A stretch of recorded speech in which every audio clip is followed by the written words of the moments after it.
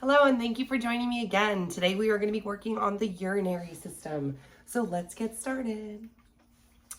Now, hopefully most of you guys know what the urinary system function is. The main function is to produce urine, hence a urinary system, right? So essentially what our urine is, it's our filtration system. So basically, again, this is working with our kidneys. This is basically helping to flush out any of those things that we need to remove. And then that's what gets removed in said urine. Now, the urinary system is also not only to produce that urine, but to store it as well. So to store it and excrete it. So we will be talking about both of those as well. Indirectly, we're also going to be regulating our blood pressure through regulating our water concentration. So obviously urine you can think of as going to have a lot of water in it, right? But this also helps to regulate our blood pressure. So increasing or decreasing the amount of water we have in our blood is actually going to help increase or decrease our blood pressure. So this is, again, another way that we can control these certain functions and these certain homeostasis in our body. Now, these also will spur the production of red blood cells if needed, especially when oxygen levels are low. So anytime that you're doing exercise, any vigorous exercise, or you're just not getting enough oxygen, these guys will trigger the production of more red blood cells, hence more oxygen carrying capacity for wherever you're moving, wherever you need to go. Now, these guys also will help to regulate ion balance and acid-base balance. Again, this is just regulating our homeostasis, regulating our internal environment, right? So this is what we need to do. If our ions are too low, right, we need to increase that. If our ion level is too high or our acid-base level, right, goes wonky, we need to change that. And therefore, that's what's going to happen here, especially through that water concentration that we just talked about.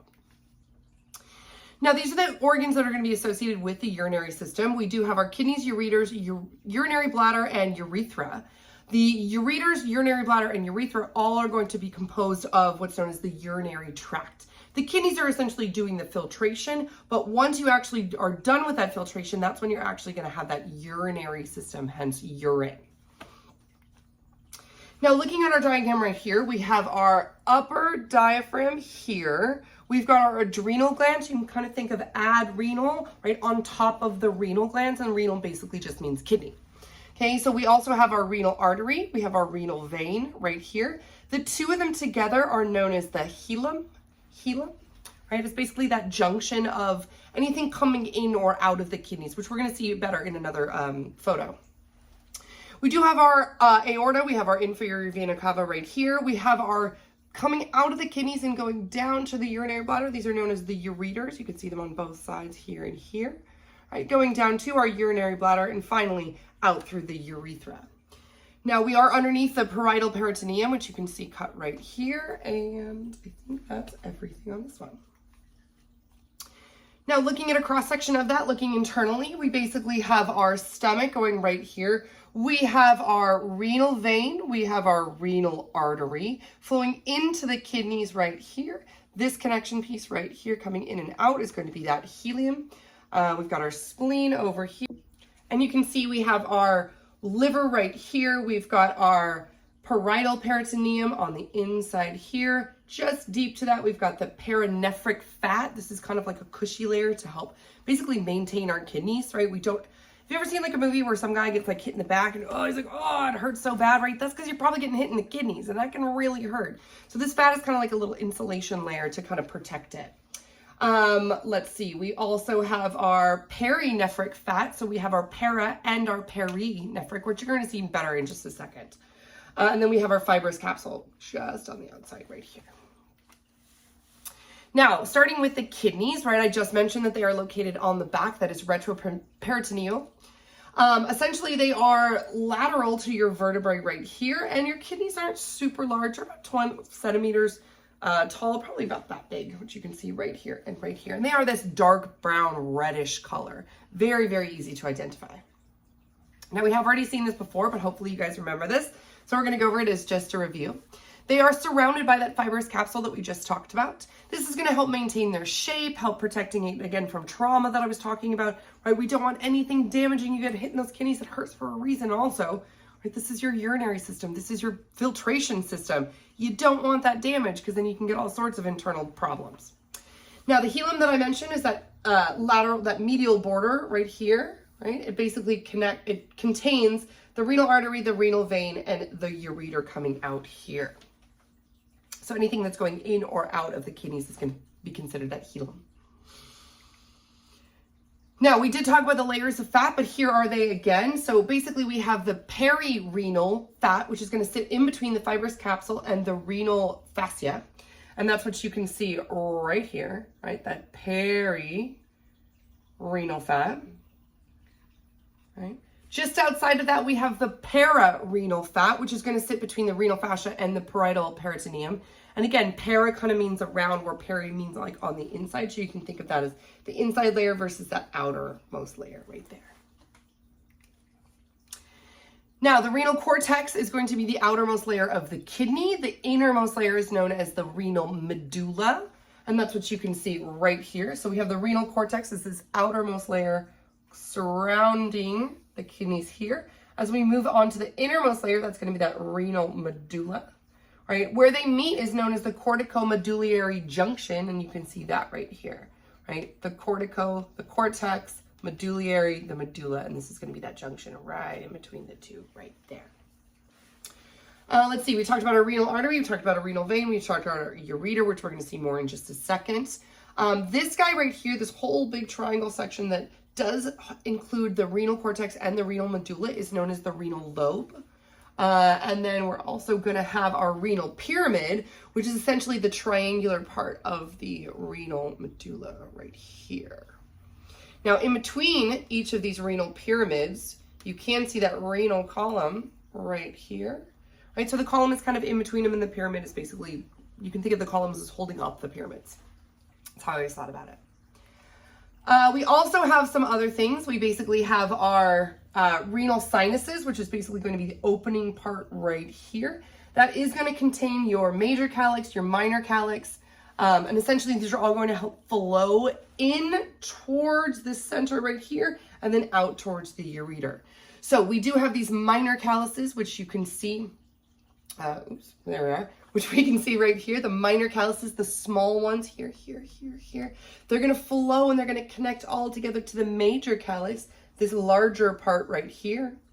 Right, these are going to all combine together to form the renal pelvis, right? Renal pelvis, which is basically going to be this guy, this whole big inner space right here. And that renal pelvis is again all going to flood down into the ureter, which is the actual exit of the kidneys.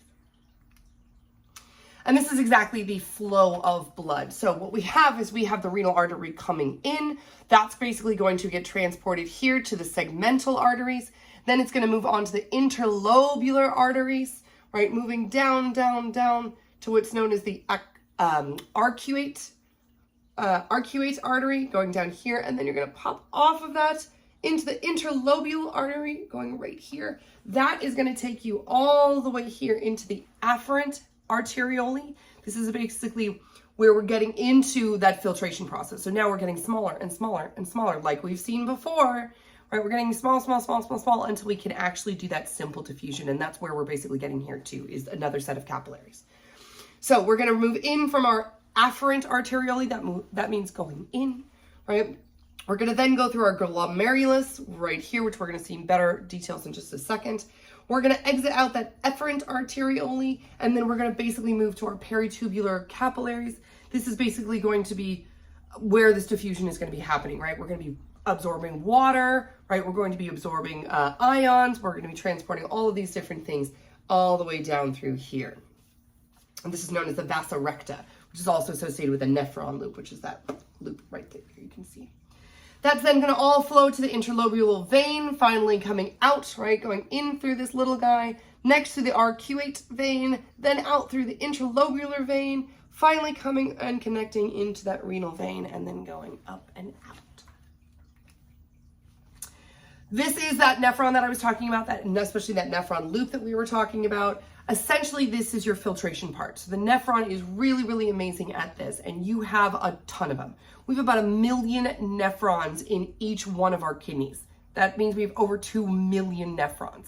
And that's great because this is, again, what's doing that not only oxygen reabsorption because the kidneys need oxygen, but really it's doing that reabsorption of water. It's doing that filtration of any kind of toxins there, anything that we need to get out and remove, right? We need to send it here so that it can basically get diffused into our system and therefore turn into urine and then be removed through excretion.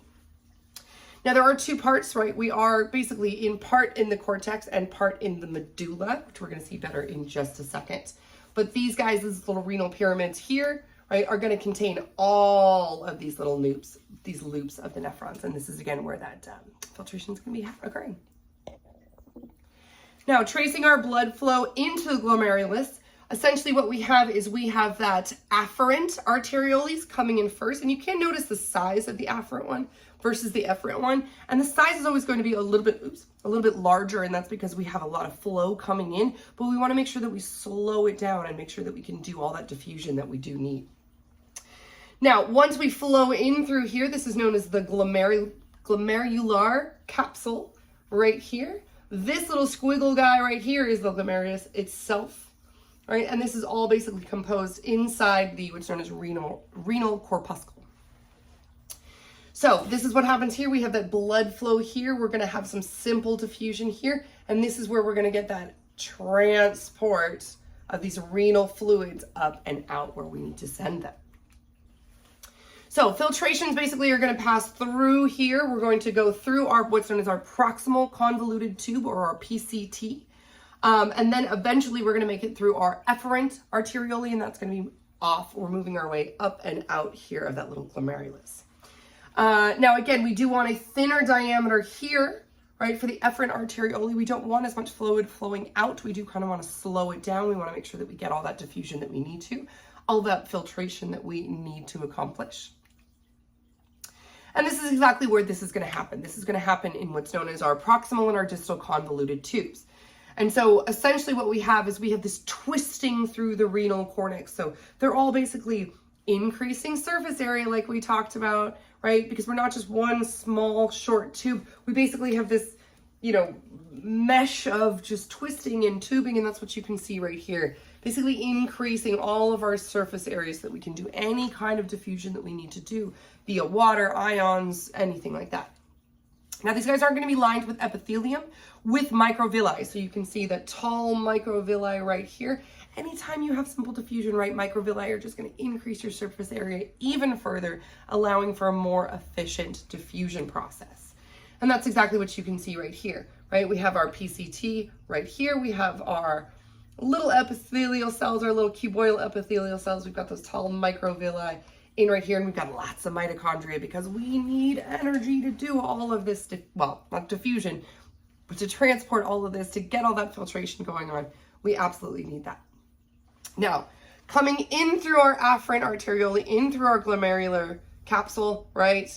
This is going to be our proximal convoluted tube. So this is essentially what's removing all of that excess, what will be urine, right? As soon as it leaves this process. And we're coming through here and we're absorbing everything that we need. We're releasing any ions that we need depending on our blood concentration, right? We're going to move down through into our medulla, in our nephron loop, and then we're going to come out back into the cortex as our distal convoluted tube. Meanwhile, all the time dumping into this collecting duct that will eventually lead to our ureter and therefore up and out our body. Now, like I said, once we move past our proximal convoluted tube and we actually dip down into the medulla, this is where it does become considered the nephron loop. And that's what you can see right here. Right, that nephron loop is going to dip down into the medulla. And then as it comes back up, it's going to turn into that distal convoluted tube. Now, the distal convoluted tube is a little bit different than the proximal convoluted tube. Yes, it is lined with epithelial cells.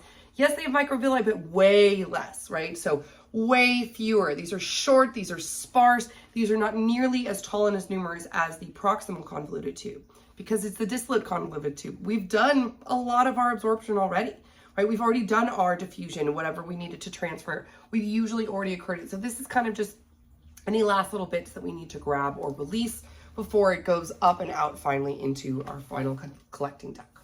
So really, we're not doing so much of water reabsorption because we've pretty much done it. But what we are doing is we're secreting things like potassium, hydrogen, right? All of these ions that we maybe need to get rid of, right? That's what we're going to be secreting out. And therefore you don't need as much of that surface area because you don't have nearly as much of that diffusion.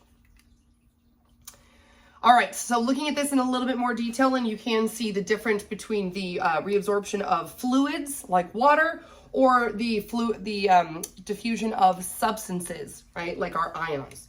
So we are moving in our afferent arteriole here, in through our glomerular capsule, around our glomerulus, right? Part of us, in fact, anything that has been filtrated specifically by the glomerulus is going to come out here, right, into the corpuscular space, right, and start traveling down our proximal convoluted tube. Now, you also are going to have some diffusion going on here. So this is, again, our movement of substances back into the blood. So say we have water, right, that we need, oh, you know what? We don't need to get rid of all that water. We actually need to keep some of that water. We're going to now osmosis it directly through, right, back into our blood. Say we have too many ions, say we may have too much potassium or whatever. We need to get rid of it. This is where our bloodstream, again, is going to, right, diffuse back into our proximal convoluted tube. So this is what I mean by coming in or coming out. It really depends on your blood concentration and really depends on what's going on in your body, right? Sometimes you have more than enough, right, water in your system. Say if you've been drinking and you have to pee all the time, right? That's because you're increasing that fluids in your system, and that's why your body needs to now get rid of it.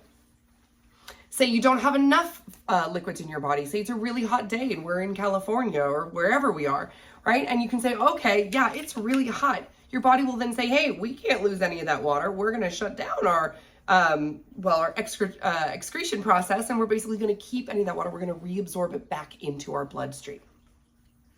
Now, this does continue all the way through our nephron loop. We're basically going to be descending down here. Oops, where am I going? Yeah, this way, descending down here and then coming back up here, right? Now, once we pass through our nephron loop, we're going to be coming into our distal convoluted tube, and that's what you can see right here. Right? And this is, again, where we're going to be reabsorbing any of that water, any of those fluids that we might need, or getting rid of any of those ions that we maybe have an excess of. Finally, ending in our collecting duct, and then eventually gathering and heading towards our ureter.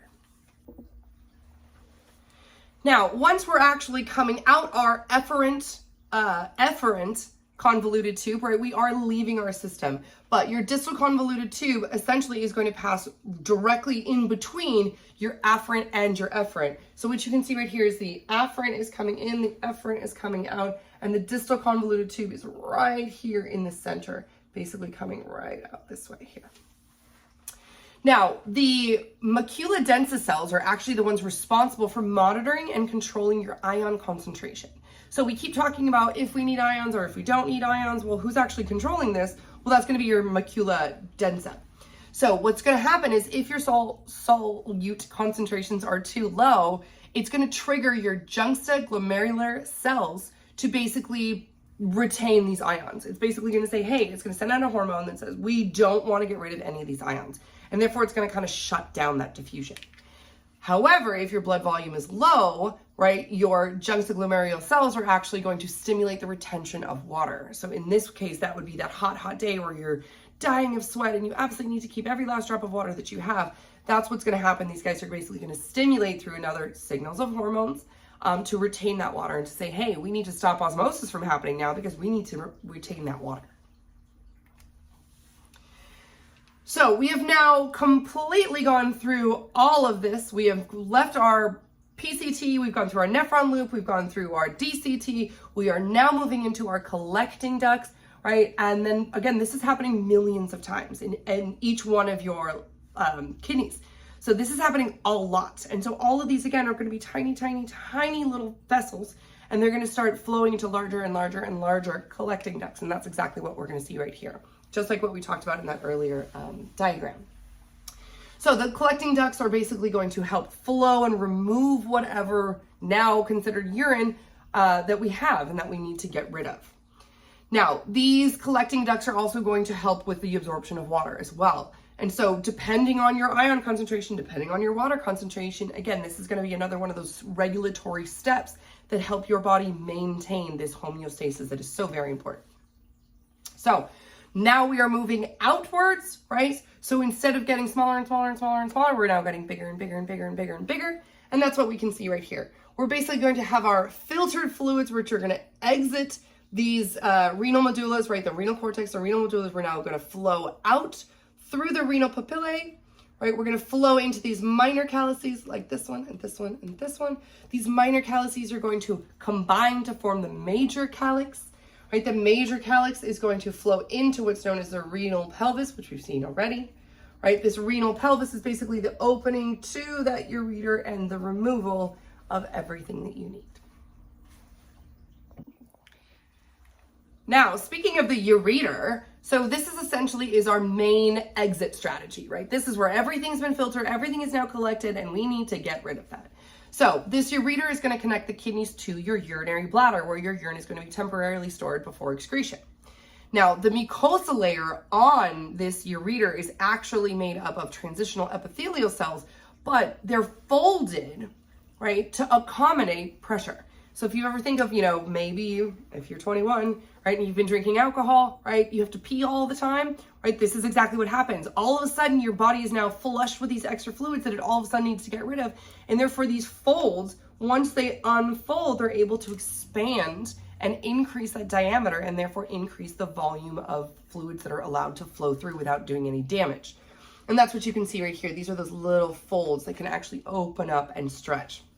Very, very important.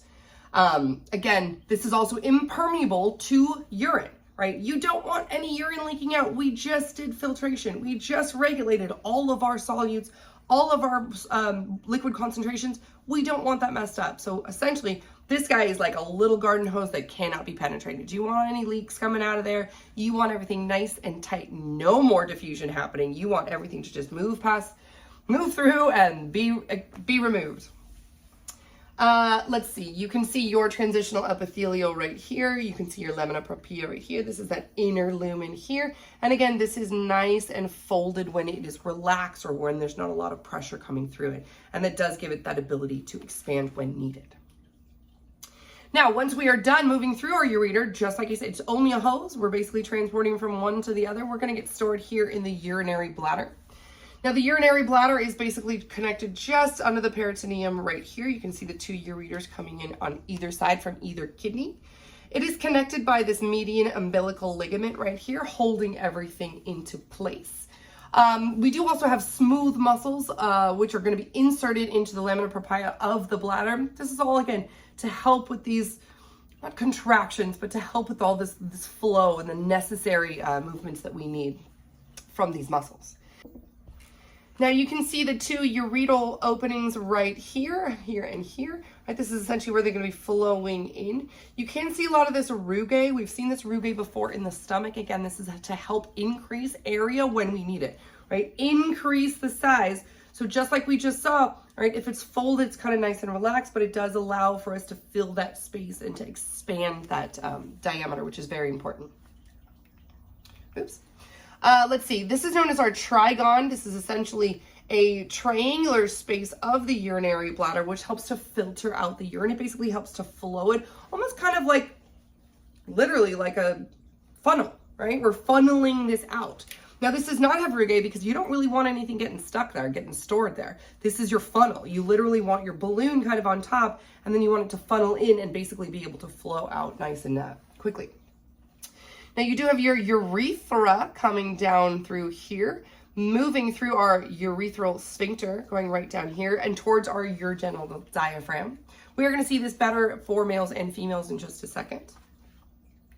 But let's take a look at what our urinary bladder looks like when it's empty versus when it's full.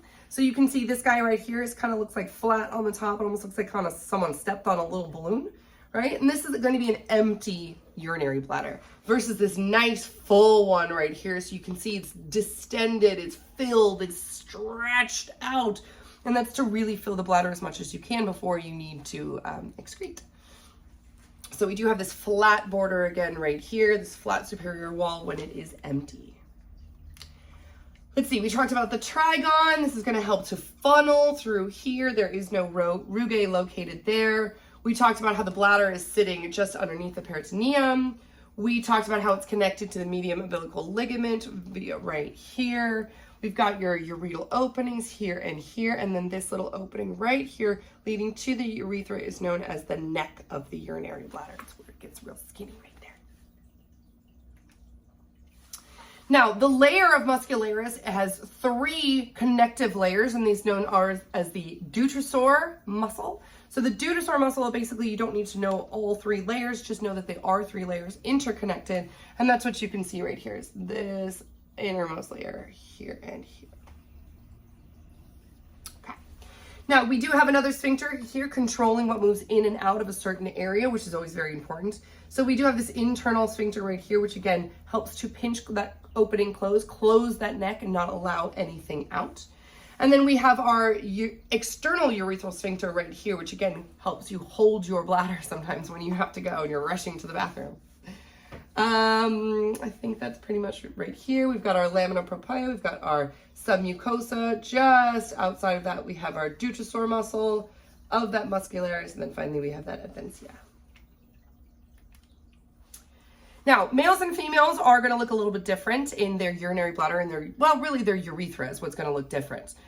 So essentially, once you're flowing out of the urinary bladder, if ladies, right, we do have a very short urethra. And that's essentially, you can think of it as, you know, our urinary bladder is sitting directly right above our excretory system, right? That's what we're removing.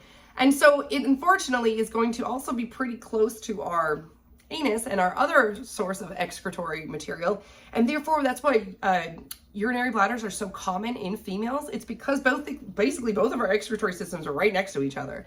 And so males, you have that distance in between one and the two, but females we don't, and therefore any kind of bacteria, any kind of cross-contamination that happens, right, does lead to an increase in urinary bladder infections. Sorry, urinary tract infections, which is almost the same thing. So that's what you can see right here. We can see our short distance from our urethra here to our urethral opening or orifice right here, right? And then just below that, which you can't see again, would be the anus and the rectum, and therefore the other source of our excretory system, which we will be talking about. Oh, we already talked about it, the digestive system, right? But that can kind of sometimes mess up this area right here for ladies. Now, gentlemen, like I said, your urethral opening is a lot farther away from your other excretory port. So essentially what you have here is you have your urinary bladder, right? You're leading just to your guys' urethra has 3 different parts. The first part is known as the prostatic urethra, and that's basically going to be surrounded by your prostate gland, right? Moving just below that, we have the membranous urethra right here, which does include your bulbourethral gland, your urogenital diaphragm, and your external urethral sphincter.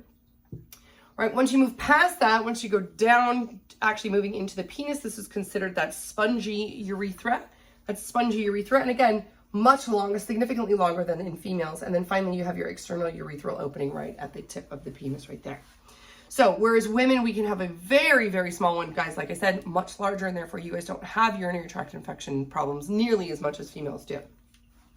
All right, so like I said, guys, you don't have to worry about urinary tract infection so much, but what you do sometimes have to worry about is an enlarged prostate, which can actually make it very difficult to urinate sometimes. Because essentially what you have is if you have an enlarged prostate right here, what you're going to be doing is you're going to be pinching that diaphragm, you're going to be reducing the size of that opening, and therefore you can't literally excrete as much or as fast as you'd like to. So it can actually cause pain, it can cause blocking up, and it can literally cause slow urination, which again, the pinching of that urethra is not going to be good. So this can cause all sorts of issues, like I said, painful urination, incontinence, all sorts of, not being able to go, right? All sorts of bad things, because there's a reason that this is supposed to be big and opening like a hose, supposed to be releasing, right? And therefore, if you got a little kink in that hose, right, you can lead some backup and some problems.